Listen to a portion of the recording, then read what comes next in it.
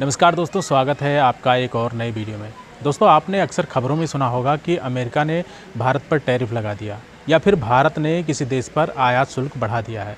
लेकिन आखिर में ये टैरिफ होता क्या है, किस लिए लगाया जाता है और किस पर लगता है और किसका फ़ायदा होता है, किसका नुकसान होता है। आज हम इसी का पूरा सच आसान भाषा में समझेंगे, तो वीडियो के आखिर तक बने रहिएगा। चलिए वीडियो की शुरुआत करते हैं और आपको बताते। तो सबसे पहले तो हम ये समझते हैं कि टैरिफ होता क्या है। दोस्तों, टैरिफ यानी कि इंपोर्ट या एक्सपोर्ट होने वाले सामान पर लगाया जाने वाला टैक्स यानी कि कर।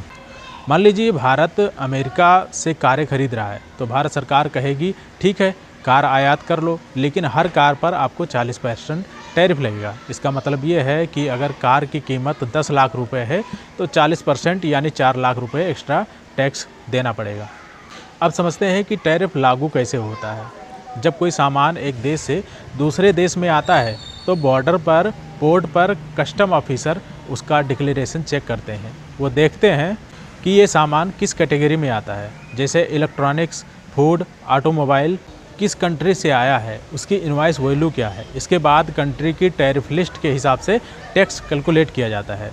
अगर सरकार चाहती है कि लोकल प्रोडक्ट को प्रमोट किया जाए तो वो इम्पोर्ट गुड्स पर ज़्यादा टैरिफ लगा देती है ताकि लोग लोकल सामान खरीदें। तो चलिए अब समझते हैं कि टैरिफ किन देशों पर लगता है। टैरिफ किसी भी देश पर लगाया जा सकता है। ये पूरी तरह से पॉलिटिकल और इकोनॉमिक्स रिलेशन पर डिपेंड करता है। जैसे कि अमेरिका और चीन के बीच 2018 से ट्रेड वार चल रही है। एक दूसरे के सामान पर 25% से लेकर 50% तक टैरिफ लगाते हैं। भारत और अमेरिका कुछ एग्रीकल्चर और स्टील प्रोडक्ट पर टैरिफ लगाते हैं। यूरोपीय यूनियन और ब्रिटेन ब्रेक्सिट के बाद अलग अलग टैरिफ रेट हैं।